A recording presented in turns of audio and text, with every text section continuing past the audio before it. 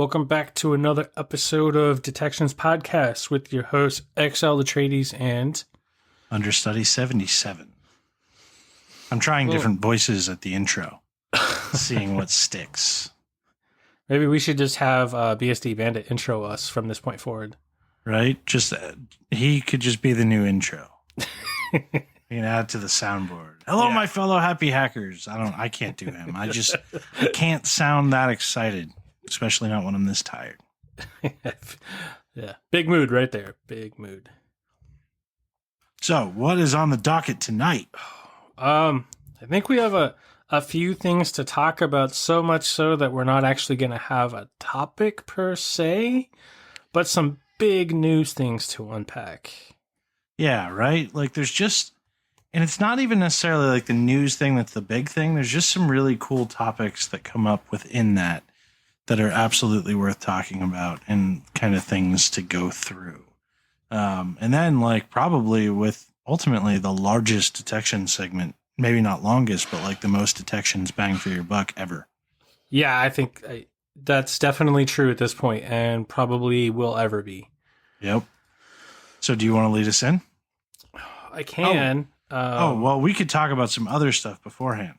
I was just going to say, I don't know if I mentioned, but I finally got outside. There was a baby shower I attended recently.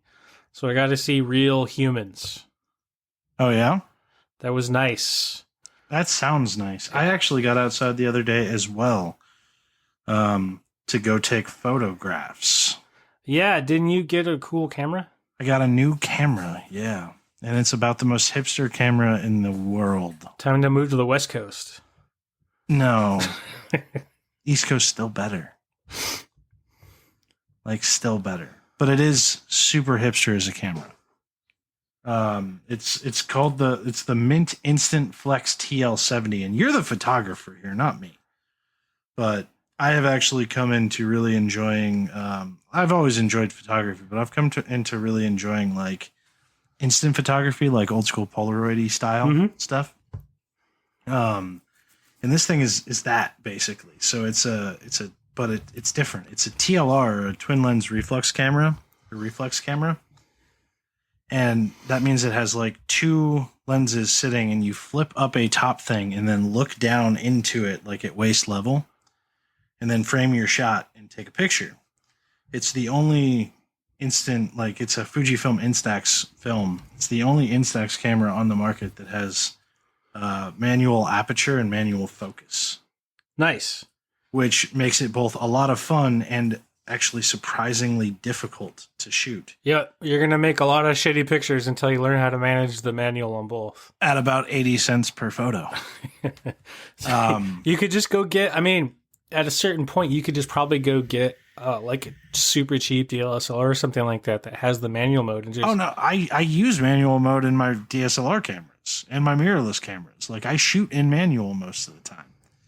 But it's very different when you're shooting on instant film. Because, like, you know, you take a bad photo, like, so I have a Fuji X-T200. Mm-hmm. You take a bad photo on that, you just bump the setting up and you're good. You just change it a little bit and you're good. And you can kind of fiddle. Like this, like, it's 80 cents a photo. You can't kind of, like, it's 800 ISO film, always.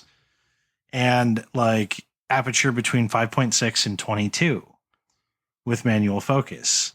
So you're basically That's just a trying... good range. Right? With a special bokeh mode with like a star. It shows up as a star, but they have different cutouts for the bokeh to give you like different effects.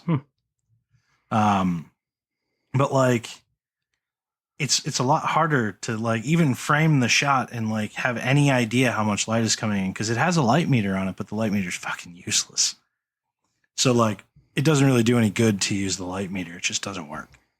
So you're basically going, am I going to be okay? I've never been good enough at this that I could go like, this is definitely an aperture 8 shot. That's where I'm going to get the light that I need. Right? Like I'm not that kind of photographer, but it kind of makes you like think about that. And you get a EV plus minus 1 step. So you've really got to think about like, do I think this is going to be good enough? And outside yesterday was hard because like you hit a shady spot, get a good picture, hit the sun, all washed out. Yep. So like, the constantly changing nature of light makes it harder to shoot and expensive, but a lot of fun because it's a fully manual camera and it can do some really cool shit. And that's the fun of the instant photography. Like back when Polaroids were the rage in what the 90s was, just looking at the shitty pictures people took. Well, going back over them. I was talking about it like the other night with some friends, and like I learned a couple things about this, and we're gonna do like a photo segment for a minute here. Digital photography is something that you do for other people, for the most part. Like you do it, you touch it up, you put it online, whatever. Like it's for other people to see. Even if you're printing it out and giving it to people, it's really for other people. Mm-hmm. Instant photography, I feel like the Polaroid kind of Instax thing, it's something that you do for yourself. You and like the one or two people that you're with. Yeah. Or you like snap the photo and then give somebody the photo. Yeah. But like it's a very personal experience. And the other thing about it is with a digital shot, you're trying to be perfect. Mm-hmm. Like you're trying to get the perfect shot that you see, like in your head, right? Like you're really aiming for like, okay, like the lighting is just right and I'm waiting and I'm good and all my settings are here and I've got just the right amount of bokeh and like snap. And you take 500 photos and might get like one good shot. Yeah. With instant, it's not really about getting the perfect shot. It's about, and this is going to sound so damn cheesy, you're capturing a moment. You're almost capturing like a feeling, right? Mm-hmm. Like, because I go back through and I look at these things and I'm like, oh, like I felt a certain way here. Or like, oh, that's cool. It just feels very different because they're so imperfect. Mm-hmm. And like I have pictures of like my kid and dog that I've taken with instant film, like sitting on the ledge of my posters so that I can look at them. And like I look at these and I'm like, had I taken it on like my actual digital camera, like I probably wouldn't care about this photo. But having taken it with the Instax stuff, like I feel like I captured kind of an emotion at that point, and it's just like, ooh, this one came out cool, and I like it, and it's not perfect, but it's awesome. It invokes a very, analog kind of feel to it. Well, it captures the humanity, right? Yeah, and I've had a lot of fun shooting with that. Like I like going out with like the Fuji, but I've had a lot of fun shooting on the Fuji Instax stuff. And like messing up and like looking at it. Plus, like you get to do all this really cool crap like double exposure. Or in the case of the new one, like I can do as many exposures as I want. Or I can do long exposure where I can keep the shutter open for like 30 seconds. So like you can get some really wild effects on film, right? Especially when you do like I did a 4 exposure of my kid playing at the park yesterday, and like you can see like she looks like a ghost in several different places, and it's all kind of weird and like it's not a particularly great photo, but it's weird and cool, and it's something that I think you can only capture with like dual exposure on like a Polaroid. Yeah. Yeah, those double exposures were fun when they came out. Right? So I've enjoyed it so far, and tomorrow the lens kit gets in so I can take it outside without it taking in too much light. I can put an EVF filter on it, and I should actually be able to go get some decent outdoor shots. That'll be good. That'll be fun. And I'll also like the macro lens comes with it, which should be fun too. Yeah. So like I'm looking forward to that. I think I'm excited to see what you share. Yeah, I should share a couple of the ones that I did so far that have been fun. But anyway. So I do have a thing. We had Josh on. Yeah. He reached out to me, and I'm checking with my current employer, but he asked if I would be up for helping him actually generate content for BTL2. Nice. So I'd like to. So I'm just checking to make sure that there isn't going to be like any conflict of interest with. That's awesome. My current employer. I believe that I will be staying on as an advisor for 2. On the AA. So because I don't want to generate content. I mean, it's side hustle money. I'm willing to oh, dude, if it'll let me. Yeah. I don't want another job. I don't have a kid, so I've got the time. True. I do not want another job, but I'm happy to continue to be an advisor. Yeah. So like I will, probably continue to do that because it was a fun experience and I enjoyed it a lot. It was, and it's had a pretty good initial response too, like seeing him give out the updates and hearing what people are saying is it's nice to know that we had a little part in something that has a wide benefit for the community at large. Yeah, keyword little, but it was a lot of fun. It's probably also worth mentioning to like, so we should probably talk about like the giveaway and all that stuff, right? Yeah. See, you're catching the whole lead in that I was trying to go with that. Yeah, see, I sometimes pick up on things that you're putting down occasionally. So anybody who listened last week, by the way, I do hope that everybody had a good 4th. We haven't experienced it yet, but we do hope that yours was good. Crap, it's another one of those what is it? Timey-wimey. Timey Doctor Who things. Timey-wimey. Because we were recording before, but talking as Correct. if it already, yeah. But it's like almost the 4th, so like it's close. But hope everybody had a good one and enjoyed themselves and all that. So like if we go into the last week, we had Josh on from Blue Team Level 1. And what happened was Josh agreed to give away a voucher for said Blue Team Level 1. We got in some cool entries. People made us laugh. It was great. Some of the entries, and since they're memes, since we asked people to do memes, we can actually, kind of describe the picture a little bit. But like we got Mari Povich going, when asked what you did, what did you click on? You said nothing. The 12 toolbars in your browser determined that was a lie. That one was really good. It made me laugh. Then Iron Beagle had another one, and it was straight from IT Crowd, which is just one of my favorite things in the world. What's all this crap? Jen, I have to fix this. No, leave it. I have it how I like. How do you like it? Jen, it's infected. If this was a human being, I'd shoot it in the face. And that, I love that IT Crowd skate. We got some OnlyFans stuff going on. Like, we got some really, really good replies. But the winner has to be our friend, Mr. Blurpy Robot. This thing for a couple reasons. Oh, I was dying. For a couple reasons. One, it's the first detections meme that's ever been created, which is great. Two, he appealed to my love of Community and Donald Glover while relaying specific show knowledge in the best way humanly possible. The left picture before detections is Troy from Troy and Abed in the morning, all in a suit and looking nice, and it says, "Remember, don't click links." Then you get Donald Glover from the America video holding like an assault weapon. After detections, I click on all the links. It cracked me up. If you dig into another layer on that, the way that he worded it actually matches up with the beat on This Is America. Does it really? Yeah. Oh, I didn't even notice that. Oh, that makes it even better, and I did not know. Damn, Blurpy Robot, you win the internet today. In my opinion. He layered it so well. That's good. So great. I wish you would have done the Troy and Abed in the morning thing. I'm trying to see if I can get remember, don't click links to match Troy and Abed in the morning. Now, thank you very much. But anyway, he will be receiving a voucher for Blue Team Level 1, courtesy of Josh and Blue Team Level 1, not us. We just moderated the contest. Yeah. It's not at all courtesy of us. Oh, God, I'm still laughing at what Blurpy put together. It is right? Fantastic. So, that probably leads us into the news. Yes, why don't you kick us off? All right. I'm not prepared for this, but I'll do it. We're never really prepared, so it's pretty normal. That's very true.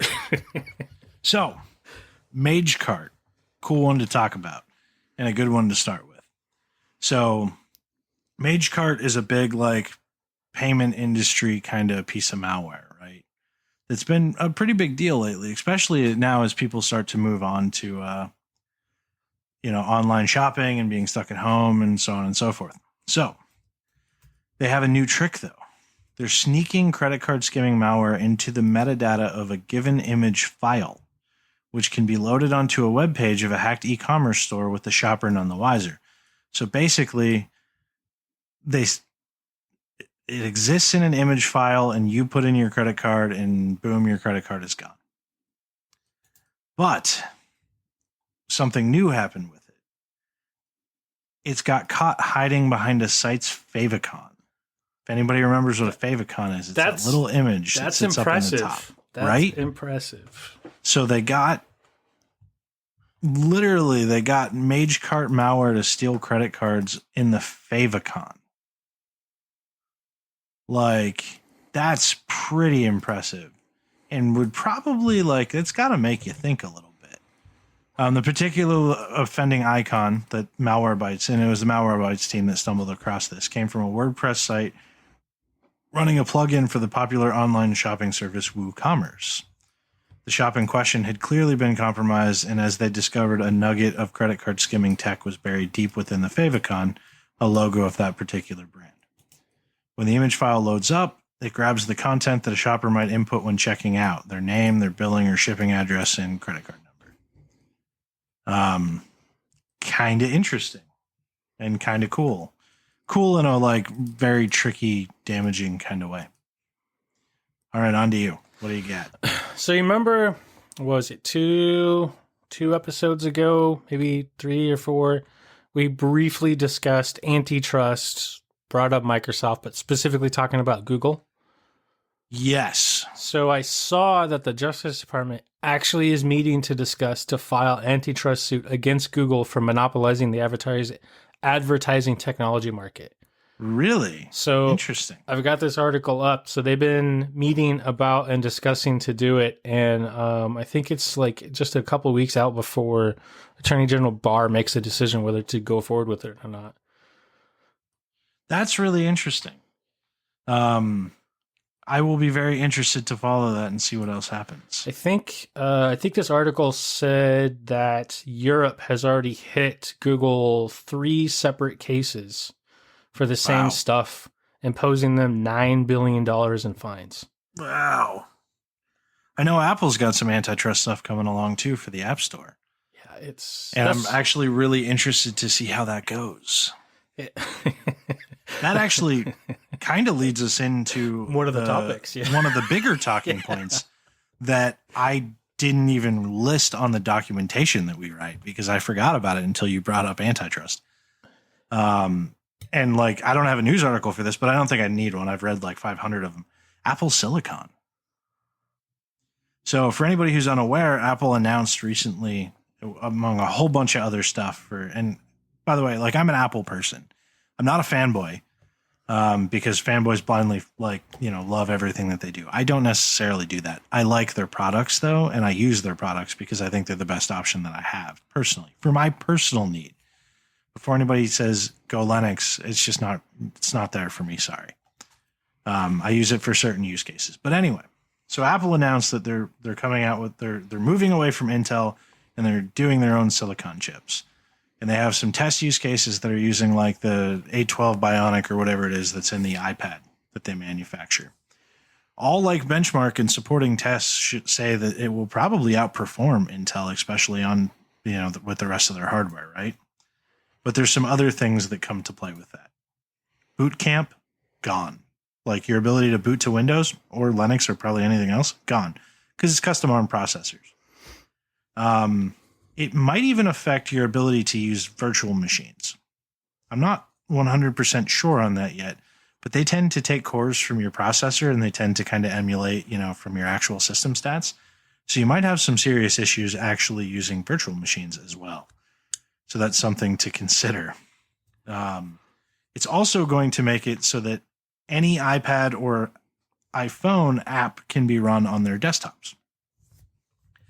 This has some really interesting things to me and some really scary things to me, especially as Apple is embroiled in a antitrust lawsuit, or probably about to be, for their App Store, right?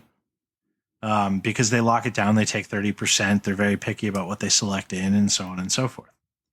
I have always wanted the Apple desktop experience to come to the tablet, but I'm starting to feel like we're going the other way, where the Apple tablet experience is going to be going to the desktop.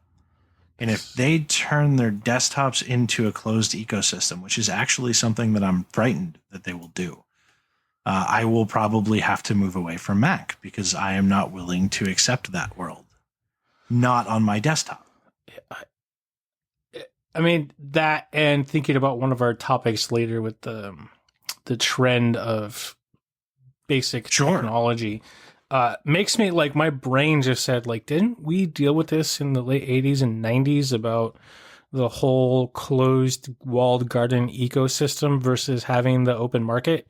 And like, isn't what helped to change the fact was that the Windows operating system was allowed to be put on any chipset?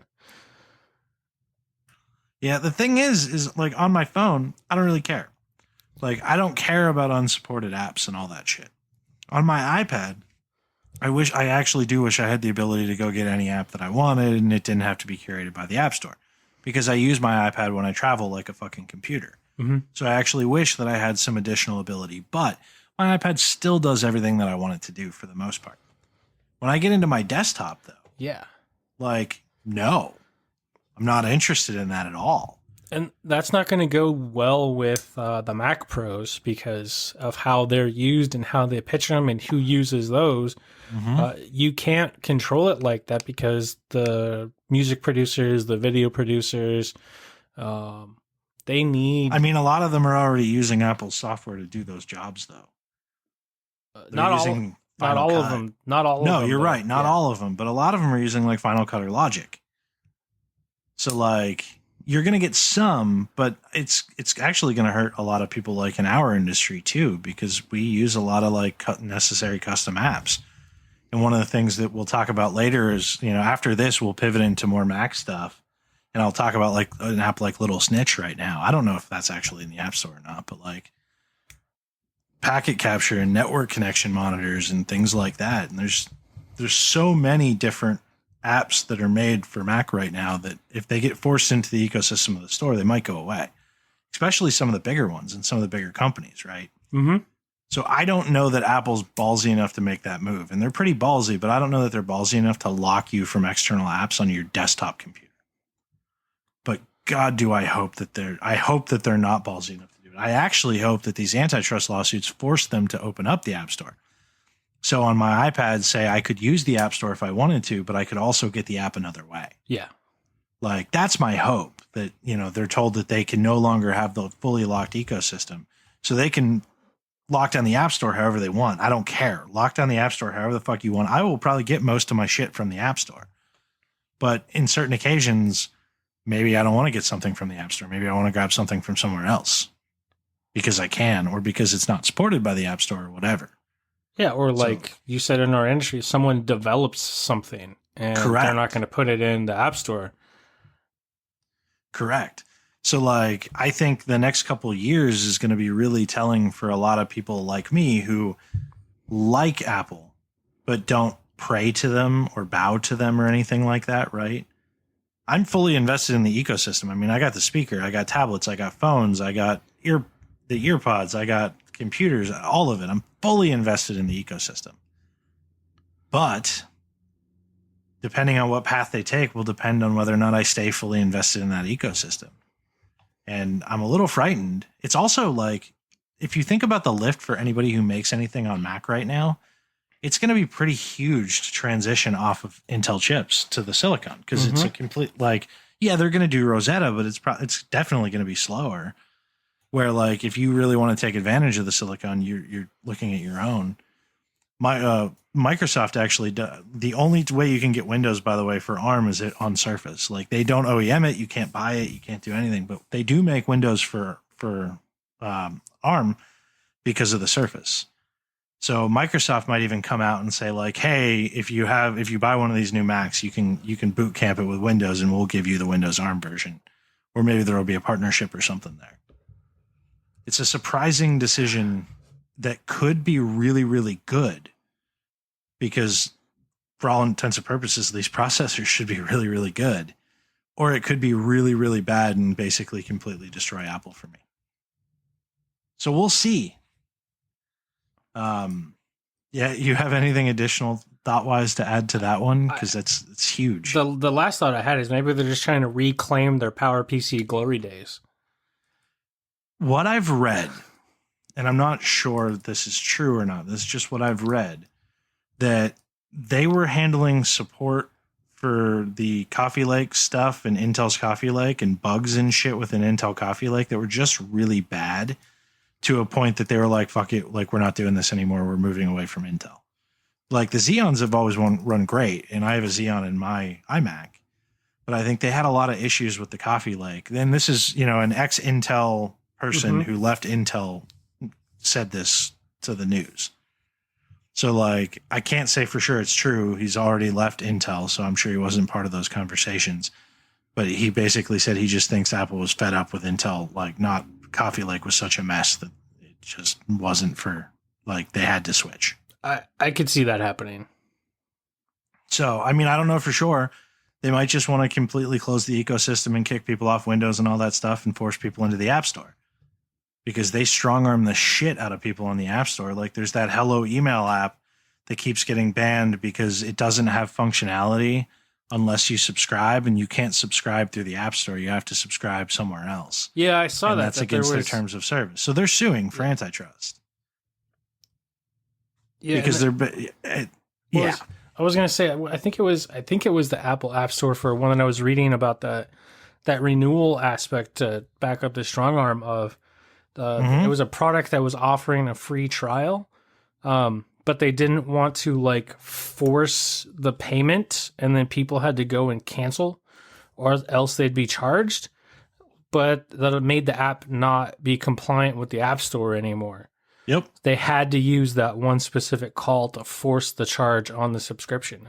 Yeah, well, you either have to do in-app purchase or you have to do, purchase from the App Store.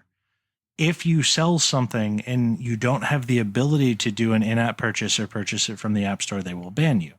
And in some senses, it does improve the user experience, if that makes sense. Like the user experience gets better when I can click purchase in my app. One of the things that I hate about the comic app stuff is that I can't do that. Because Amazon and Apple, big war, blah, blah, blah. I got to log into my computer, buy my comics, and then go read them on my iPad. But at the same time, when Apple's taking 30% of your rate, I mean, that's a huge chunk of your whole ecosystem or your money. And, I think they have claimed that, well, we curate and keep the App Store safe and we do all these things and blah, blah, blah. Like, we're owed that. Yeah, but like, you don't have to. Like, you could just let people install third-party sources and they could choose if they want to use the App Store and pay you or not. Which you probably see a lot of people move off the App Store, but honestly, I still don't think many apps would be successful off the App Store. If that makes sense. It does. Like, the majority of the population is not like me who would like to be able to install custom apps on my iPad. That's not the majority of the population. No, it's not. Take away my ability to install custom apps on my computer, though, and we're going to have fucking problems. Problems with anyone that works in IT. Period. I mean, problems with anybody who's on the real technical side, to be honest. Like, imagine shit like Steam. Steam is a really good example of this, actually. Especially because Facebook has a gaming service that they're trying to get on the iPad, and Apple keeps banning them because they don't want to allow somebody else's app that has other things inside the app. Imagine Steam. If you had to in-app purchase every game on Steam and cut Steam into 30% of the profit. Like, do you think that would ever fucking happen? Steam wouldn't do it. Yeah, exactly. So like, you'd lose too much with some of that stuff. Anyway, so on that same train of thought, in another piece of Mac news, there's a new Mac ransomware variant that's hitting Macs. And ransomware on Mac is actually, it doesn't happen a whole hell of a lot. And it's funny, I brought up Little Snitch earlier. We'll get to why. This is also a report from Malwarebytes. Man, they're really fucking on top of things right now. I mean, they usually are, but like, really, like, I got 2 reports from Malwarebytes tonight. It's called Evil Quest. And it was found in a pirated version of the Little Snitch app found on a Russian forum. The illicit version uses a generic installer package. It installs the real version of the app, but also an executable file named patch into the user shared directory. The patch file is moved by an installation script to a new location, renaming it to Crash Reporter, which is a legitimate process, by the way. So we're starting to see some of that, like try to make it look like living on the land shit that we see in Windows. It keeps it hidden in the activity monitor. The patch file then installs itself in numerous locations on the Mac. It encrypts settings and data files on the Mac like keychain files, resulting in an error when attempting to access iCloud Keychain. So basically completely screws up your whole box and encrypts everything. And the way that it works, so like they charge you 50 USD, which is actually really low for ransomware. And Malwarebytes did say it worked poorly and didn't actually give you instructions on how to pay. Because you get a note that says your files are encrypted, many of your important documents, the same thing that you usually get in ransomware. But to make sure you see it, because it's a pop-up icon, it gives you it turns on the text to voice thing, and it will actually speak it as well. Also, if you do pay, it does not actually remove the malware. So they say, please note, do not pay the ransom if your Mac is infected, as it does not result in the removal of the malware. It may also install a keylogger, open up a shell, and do a whole bunch of other crap. So, like, good to know, kind of interesting, and this is probably the closest that I've seen to, like, ransomware in a big way, like on Mac, right? Like I've seen other malware stuff like Schleyer and some of those guys, but this is the closest I feel like I've seen to like disk encryption ransomware. So I just had a thought about that. Did it say, depending on how it does the file discovery for encryption and stuff like that? Because I had a thought of, so make sure you unplug your time machine so that it doesn't crawl your time machine and encrypt your backups also. Right. But what if someone has like, what was it? The base station, whatever it was called, where it was the Apple router with the hard drive. Yeah. So I had one of those. So you could over the air time machine backup. Yep. Oh yeah. I know what you're talking about. So what if somebody had something like that set up on their Mac? Like they wouldn't have? I don't actually know. It doesn't say anything about whether or not it hits those machines. It does like have a whole bunch of other stuff like anti-analysis and stuff. So like, it looks for like his debugging. It looks for his virtual machine. It specifically goes out to look for cryptocurrency wallet files. So like, to try to steal your cryptocurrency wallets. So like it does a whole bunch of different stuff. It's by no means like that. It's not a small, like tiny little thing that it does. Yeah. But it also like, some of it just doesn't work. So like I expect that this is going to probably continue to get more and more advanced as we go. Yeah, it sounds good like to know, and we'll have some links and stuff. So back to you. Time Capsule. That's what it was called. It was called Time Capsule. Time Capsule. That's it. And they still sell it. So I know for convenience sake, people could still have that set up. And I'd be curious if that would discovery over the wireless protocol used to do the time capsule backup. Yeah, I don't know. Especially because a lot of the connection stuff, they use kind of weird connection, like, a combination of Wi-Fi and Bluetooth for AirDrop and stuff like that. Yeah, so it'd be interesting to see. So I have a ransomware too. Let's do it. This one, though, actually is targeting ICS devices. So it's called eCans or Snake. I guess they're going for the Pokemon reference there.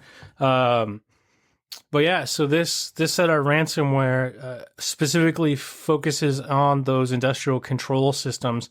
It does a lot of the basic same stuff, like using RDP to do like its discovery and the lateral checking for other devices.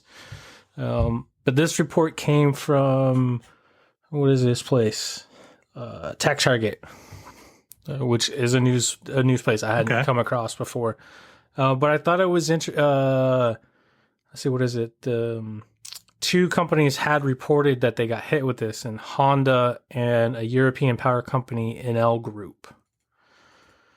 So, yeah, ransomware that's specifically going after ICS and SCADA control systems. Oh, wow. Okay. That's, we don't really hear about that much. That's true. Definitely one of the potentially more dangerous ones out there, because if they're able to get into a network, they could potentially like take down a car manufacturing company, or if they do get it onto like a SCADA system, it could potentially take out a small area, right? Yeah. Yeah, So let's see. that's actually pretty interesting. Definitely one to watch. Oh, yeah. Check up on. But yeah, this one's just using RDP. So not doing anything sophisticated other than specifically going after ICS devices. You want to lead into one of our other bigger topics? Yeah, I'm trying to think. Like, I think what the good one to go off of will be related to antitrust, walled gardens, and this idea. So I was reading through Cory Doctorow's Twitter posts, and he mentioned his novella Unauthorized Bread, where he plays around with these smart devices that turn into these rent extraction services. Also along the same line, how BMW is turning its services into a subscription service, like How they may. Yeah, how they may. Yeah. Sorry, forgot that word. But yeah, so that, like, when you were talking about the Apple stuff, I started making the connection to this of making those same wall gardens, and I wonder how, if this is a trend that continues, or water dispensers on refrigerators that have RFID chips on the filters and refuse to work if you don't have like that, like GE's specific filter for that. They maintain a monopoly on it, Or right? printers with ink, right? Or printers with ink. Yeah, well, it was HP, I think it was. I was reading about that. Like you were saying that with the App Store, like cutting out the competition at that point, right? Super controlling it. Yeah, so that topic. So, I mean, it's not a new concept. Not really. Just technology has made it a more outward concept, and it's more capable as a concept now. But, like, what's the number one rule in business? It's better to take somebody's money multiple times than it is to take it once. Even if you're taking less, they stay a customer for longer. Yeah, recurring income is the goal for investing, retirement, business, everything. And that's true of security companies that provide services or consulting. That's true of any finances. Finances. Video games have moved towards this model too, of video games as a service where you pay a subscription fee, or they have cash shops. So like you pay for the game and then you pay for all of the other things, or you pay for the cash shop to unlock all the other parts of the game. Like, it's not a new concept because it's reoccurring revenue, and reoccurring revenue is worth a lot of money, worth way more than not reoccurring revenue. Even if like your reoccurring revenue is $5 a month or $1 a month, and you're looking at like $60 for a game, all somebody's got to do is forget that they're paying it. They'll keep paying it, right? Like, reoccurring revenue is the model. So while I'd like to say as a BMW driver that I'm surprised that BMW is introducing some of this, I'm not. It potentially makes cars cheaper for them to manufacture because they just manufacture the same car and then lock down some features. But it's also very BMW, right? $2,000 cup holders is the joke, isn't it? Yeah. Don't get me wrong. I love my BMW, but and the fact that all BMW owners go through driver training to become more of an asshole. I actually did that. It's true. That was part of the stipulation to buy the BMW. And I had to pay for it too. That's the crazy part. It cost me like $500. Yeah, and they wrap it into your loan for the car. Yeah, and like, so that's the other thing. Like, when you own the bank, so like BMW, when you buy a car from them, you buy from the bank of BMW. So they get your interest, they get your money, and they get all the other stuff. Although it's interesting, public backlash. They tried to do, BMW specifically tried to do this with CarPlay, like Apple CarPlay.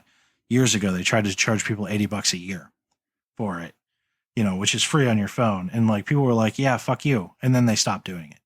So like, the likelihood that they'll go the heated seat route, probably not for a while. But it doesn't change the fact that technology is allowing us to move into a service and reoccurring revenue model.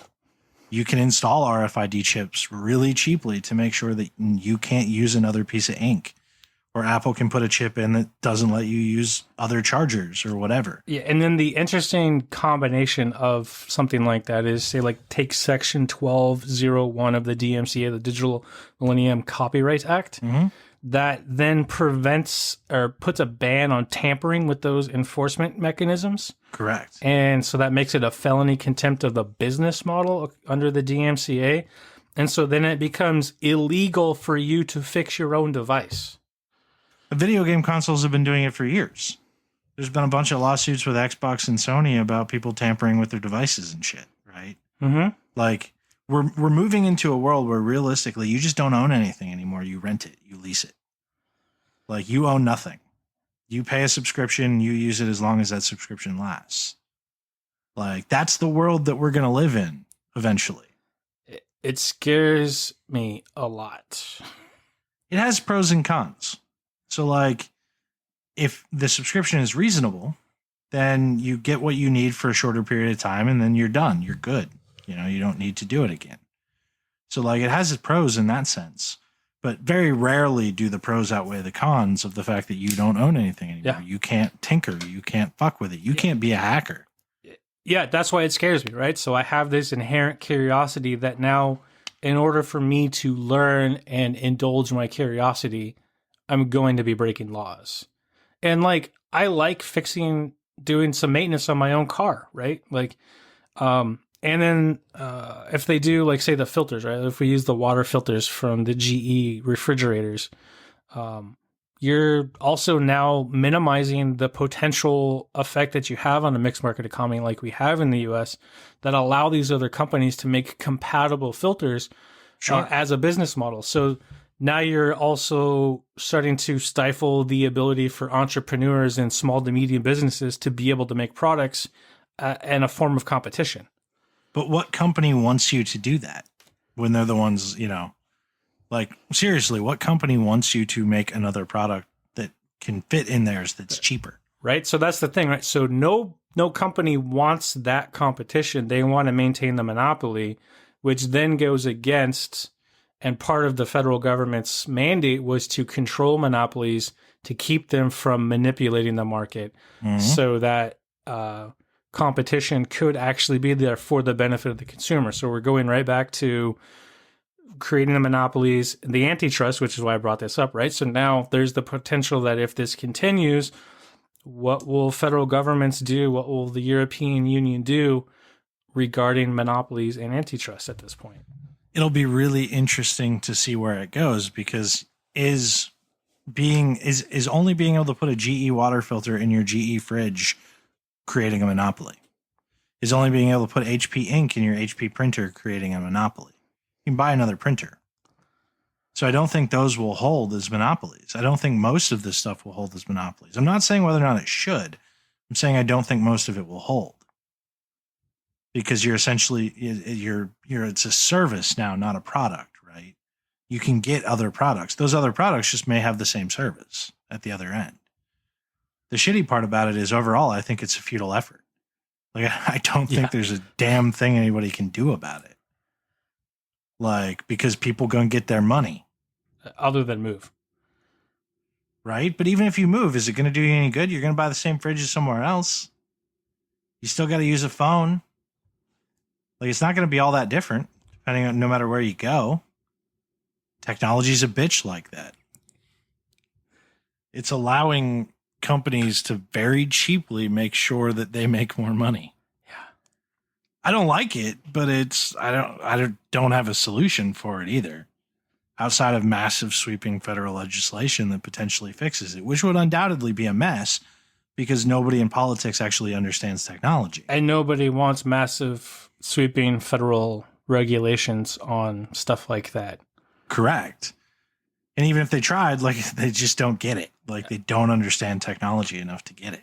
And I mean, they could try it, but with a company like GE, I mean, who's really going to stop them, right? Like, they have so much money, so much influence, such a footprint globally that what's really going to stop them?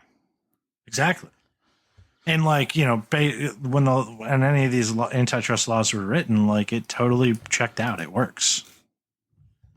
So, like, it's just a thing.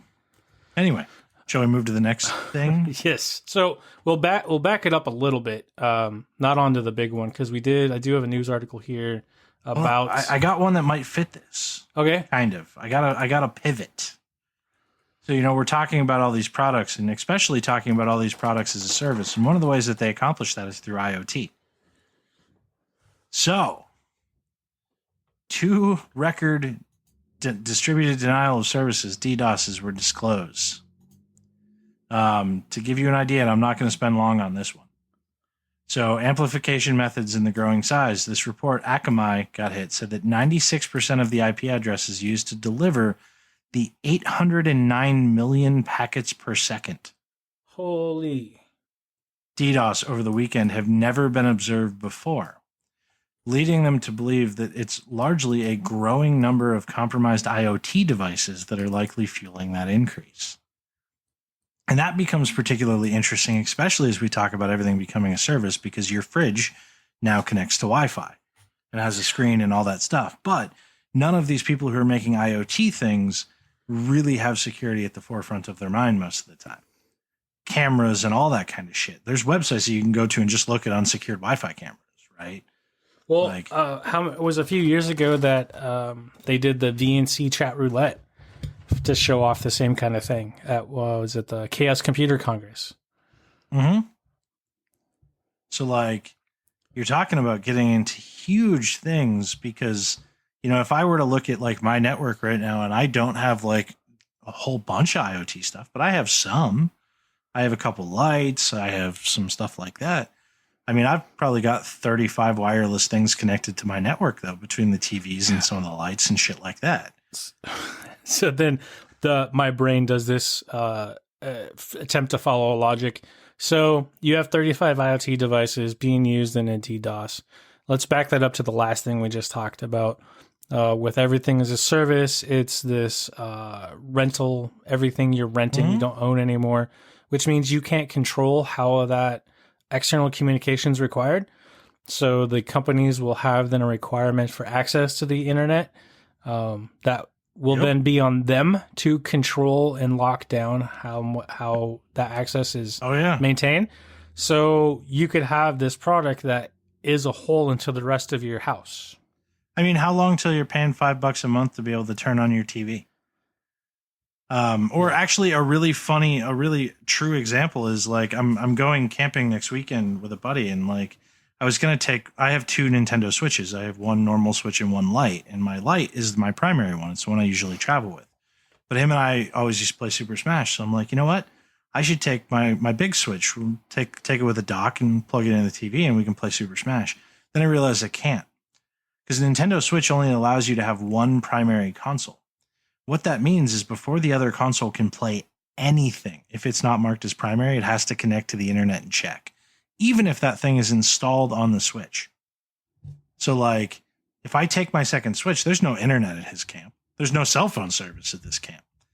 I can't take that Switch and play a game because it won't actually let me because it can't connect to the internet to play. I'm basically locked behind a wall of not being connected to the internet because I decided to own 2 Nintendos. That's crazy. Right? So but crazy. It's the nature of the world. It's where we're going. I mean, at least with my light, I don't have to be connected, but it doesn't let me play multiplayer. So it is what it is. But anyway, continue with your thought. No, that was it. Was just the now you're dependent on GE, Samsung, Apple, some other company for that major coffee maker to secure the remote connections. Which they're not going to do because they're not thinking about it. Yeah. Because it's not at there's no profit in it. Yeah, and it's not like they have to because there's no social security numbers and none of that kind of stuff on there. So they don't really have to think about that stuff. Yeah, so it wouldn't take much for someone who's using these openly available tools in a situation like that to have a chance to get access to your house. So what else do you got going on? So it's completely unrelated to the topic. The other piece of news that I had here, I found very interesting. It was Pentest Laboratories actually released a blog article on a detection logic for a .NET Core evasion that they had written about. So they found that in .NET Core version 3.11 that there was a directory traversal vulnerability that allowed them to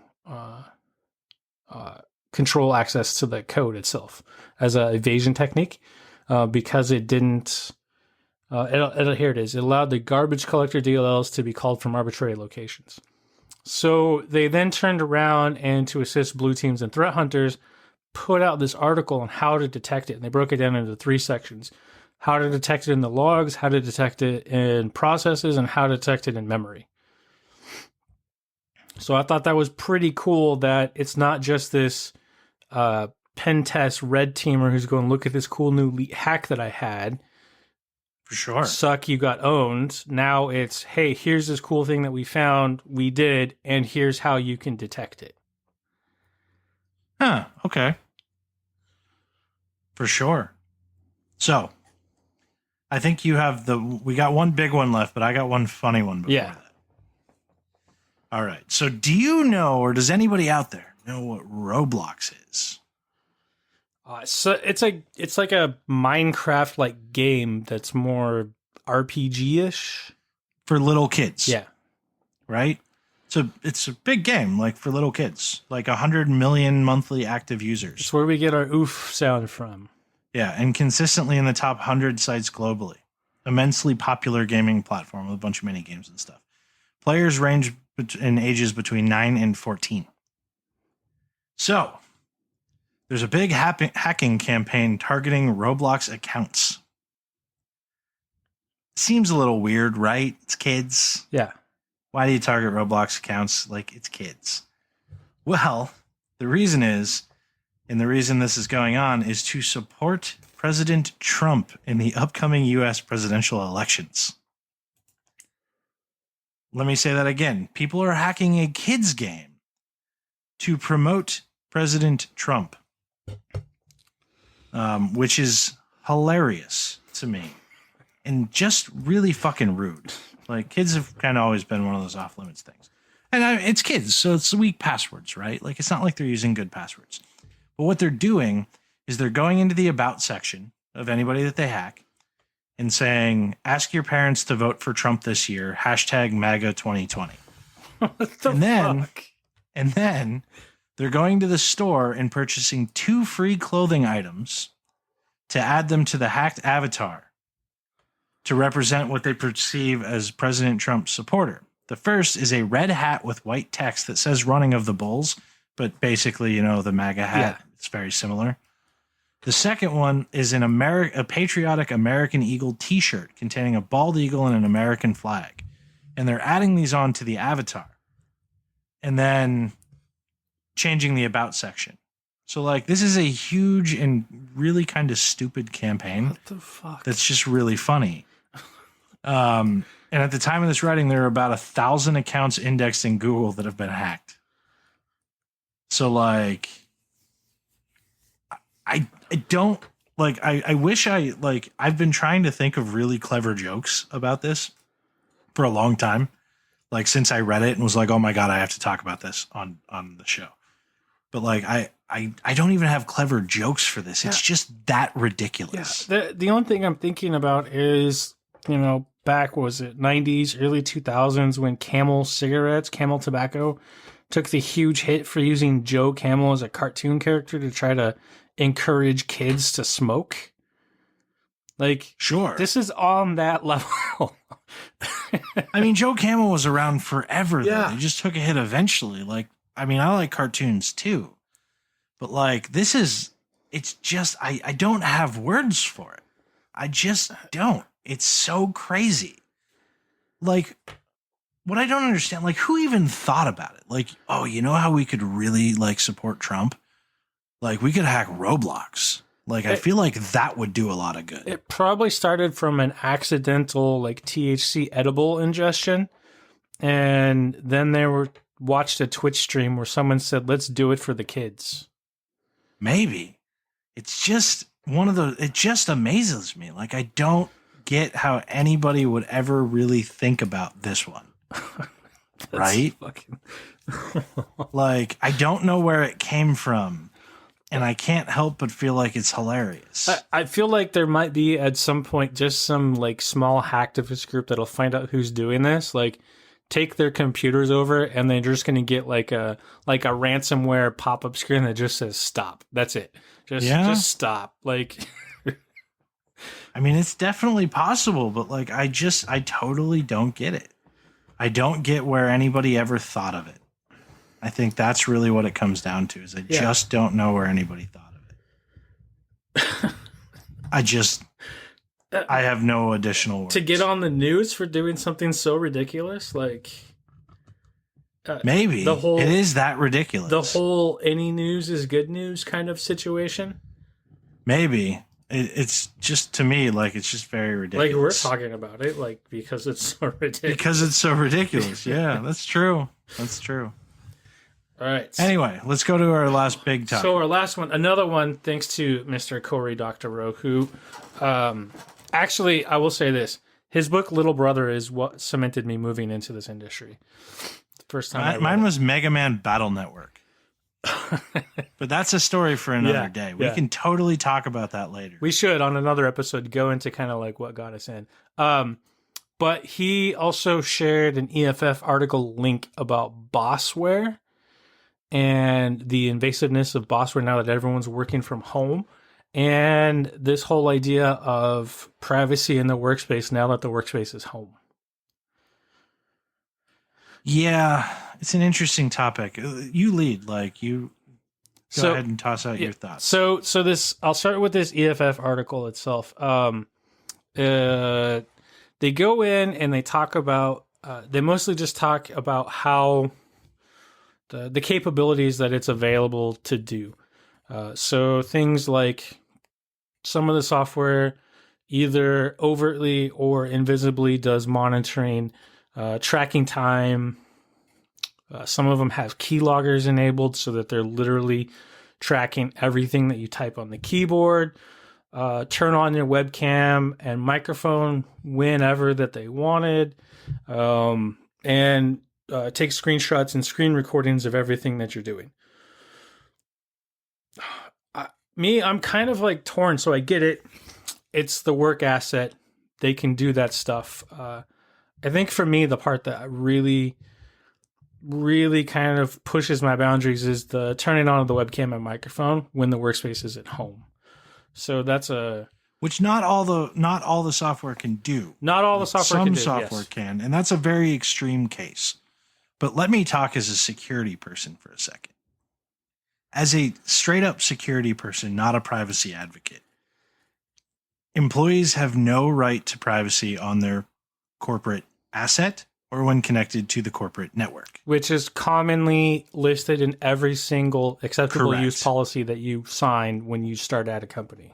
Should they have that right to privacy, you know what I can't find? I can't find malware. I can't find insider threats. I can't find people doing shit that they're not supposed to do. I can't find anything if I can't see things on an employee's computer or in the network traffic. It literally, like, if employees have a right to privacy on their work asset, that, like, I can't see shit. And I have to see shit to do my job. Like, that's a big part of my job, is having visibility into these things. Moving into the home space, it doesn't really change. Like, when you're working, you're still working. So, tracking what you do on your work asset is what it is. And like, the part of the problem is employees are so stupid with their work assets. Yes. Like, I've been in places where I couldn't tell you how many like feel that their work asset is their personal asset and just download a shit ton of porn. Torrent a shit ton of porn. Torrent porn. And the other thing that blew my mind was, of like active child porn cases, how many of them came from governmental computers? Right. So like, you got to understand that like, you don't have a right to privacy on a thing that you don't own that's given to you for a specific purpose. Like, it's given to you for a very specific purpose. Therefore, you should not have a right to privacy. Now, as far as like the turning on the camera and the microphone and stuff like that, that borders into kind of really fucking creepy. Mm-hmm. And I'm not super cool with that. But like, you shouldn't have that expectation of privacy. And when you're not working, you should be turning off your computer anyway. or at least putting it in sleep and making sure that it can't be turned back on. So like you have things that you can do, but like when you're working, you should never expect privacy. So, they're talking about like tools should minimize the article talks about like, it's petition wise, like surveillance of workers, even on employer owned devices, should be necessary and proportionate. Tools should minimize the information they collect and avoid vacuuming up personal data like private messages and passwords. Sure. Workers should have a right to know what exactly their managers are collecting. And workers need a private right of action so they can sue employers and violate these privacy protections. So imagine if you could sue your employer for something like that. So let's say I'm looking at what I believe to be a malicious email. So I go grab a copy of that email because I need to know, right? That's my job. And I pull it down and I find it to be a very personal message. And I remove it. I can be sued now, or the employer can be sued now. Like that's all in the normal line of work, right? As far as workers should have the right to know exactly what's being collected, that means they know exactly how to get past the collection mechanisms and they can do some really shady shit. So again, I don't really know that I agree with that either. I think realistically, if you can do camera or microphone, you should have to disclose that, right? That's different to me. That's capturing things outside of the computer space, if that makes sense. That gets actually into the privacy of your home. Exactly. Because that's different to me. If your spouse is walking naked behind you, your work now has a copy of that, right? Yeah, so you should have to disclose if you're capturing microphone or camera, 100%. But anything that physically happens on that asset or on the network, you should not have to disclose in any way, shape, or form. So here's another thing that brings up that Corey mentioned in one of his thread was that we understand we should not, like, we understand logging into your personal accounts on your work computer just is something you shouldn't do, but people do it anyway. So with the software and the key logging and all that stuff, your work is now capturing and recording the account access to your personal services. Yeah, but if you're using a work asset, of course they are. Right? So where does that land with privacy law, as privacy law is current and as it's changing, right? So that you took a known action on a thing that does not belong to you and should expect that it is recorded. No different than doing some of those things on Starbucks Wi-Fi, by the way. It's their network. They can monitor whatever the fuck they want. Now, can they like steal your credit cards and use them? No, they get in a lot of trouble for that. But they have every right to monitor on their free, publicly available Wi-Fi. So the credit card, right? So they can monitor it, but in the Starbucks instance, they're not recording the credit cards, right? So that's where this bossware stuff gets into the fact that it's actually recording. Well, it depends. They could be. What if they have network monitoring that does TLS decryption and you buy something? Then they get access to the same stuff, right? You're recording a credit card number at that point. So the times that I've had to deal with that and talking about like doing TLS encryption or inspection, the legal and compliance department always gets involved because apparently there is a risk somewhere in there of violating PII or financial information by doing that.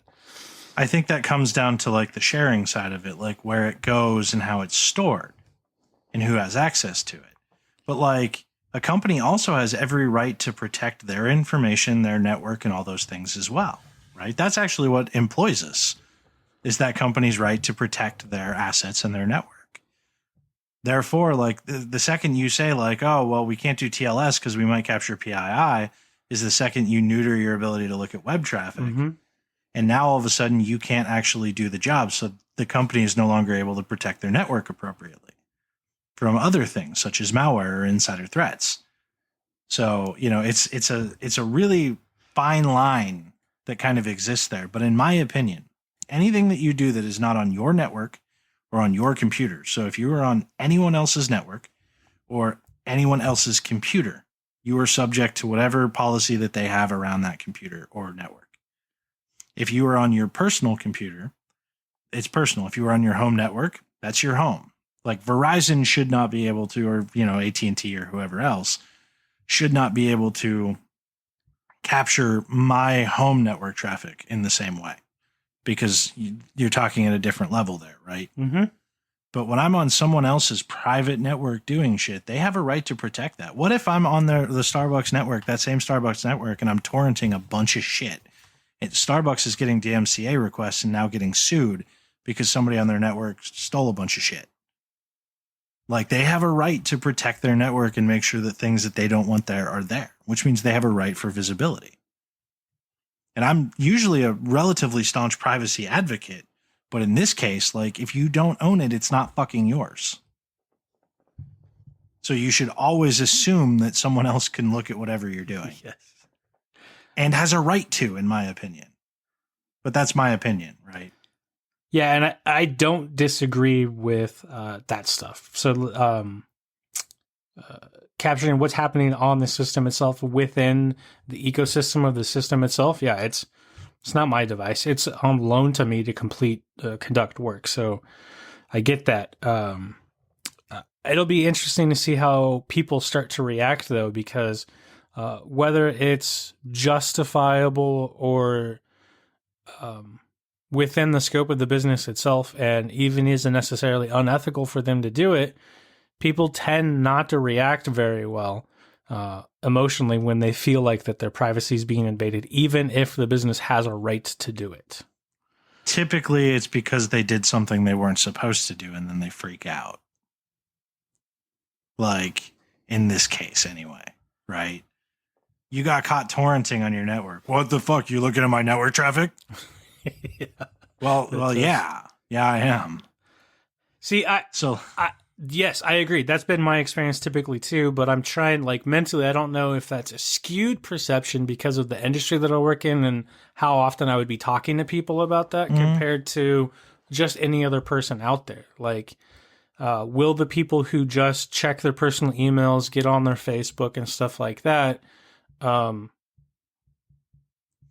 now, again, I do agree 100% that once you move into the microphone or video, that has to be disclosed and discussed, because especially when you work from home, you're moving past the boundaries of acceptable, I think, because you're moving into private space. And, like, you're not talking about something that you own or control at that point. Yeah, and as far as we have some, like, legal precedent from the educational system where they silently and invisibly installed this same kind of stuff on students' computers. And when they took the computers home and started turning on and capturing, footage of some of it was like the student as they were coming back into the room out of the shower. Sure. Right. So there is some legal precedent on things that have already happened to talk about the risk that would involve. The other thing I was going to say, though, is I hate micromanagement, and some of this stuff does that, but this is just a personal thing, right? Like, if at the point that something needs to be installed that they need to micromanage people, I question management style to begin with. Sure. But again, all this stuff isn't necessarily to track a management style, or, it's not always to track whether or not a person's doing work. It's to track whether or not a person's doing something that they're not supposed to do that can put your company at risk. I mean, I don't micromanage my people, but, like, they're subject to the same monitoring as anybody else anywhere that I've ever been, which looks for misuse or malware or any of those other things. But the fact of the matter is, you need that permission set if you want to find it. You need to see command line if you want to find PowerShell. Hell, how many detections have we gone through in the nearly 20 episodes where we talk about what visibility you need? And one of the things that we haven't mentioned probably is all of the personal shit that comes with that visibility. Ultimately, at the end of the day, what that means, if you're in this profession, you must exist at the highest of ethical standards. Yes. And I can tell you that anywhere that I have ever been, or my personal credo is, you have great power, you will have great responsibility. If you misuse access in any way, shape, or form to look at something that you're not supposed to, you're fired. Period. End of story. No second chances. I don't deal with that shit because we have to have high ethics because we are the custodians of this data. And this data allows us to do our job. Right? In that regard, yes. One of the other things that the EFS points out in their article with this, though, is how the information ends up being used. So you're talking about using the information from a security monitoring context to make sure that the business risk is being minimized, mitigated. But then there's these covert data gathering methods that they use to collect this information to fight back against wrongful termination suits, basically to help silence people who are attempting legal recourse for something that could actually be a wrongful termination. The unfortunate thing is you can't have one without the other, though. You can't remove all these things from the computer without losing security value. And like, there are going to be people who abuse it. It's just, you can't really have one without the other, right? So it goes back to one of the things that we've said multiple times. What is your risk appetite? Exactly. What side of the risk are you willing to take, both as a person and as a business? Me, I need data, damn it. I can't do my job without it. Hopefully with that, though, people just research that more on their own, see how their individual workplace is handling it, and have that conversation with where you work. Yeah, and they may or may not chat with you about it. Yeah. They may say, hey, we're not willing to tell you what our security measures are because we're not willing to risk that you'll misuse that knowledge. Because people totally will. Like, people are just shitty all around. It happens. So I believe that brings us into our detection for these. It does. And we actually have two, but they're not ours. They're not ours, and they're definitely more than one. It's definitely more than two, really, to be completely honest. It's quite a bit. So I'll shoot with the first one, and you can go with the second one. So Reversing Labs has just made over 100 Yara rules publicly available.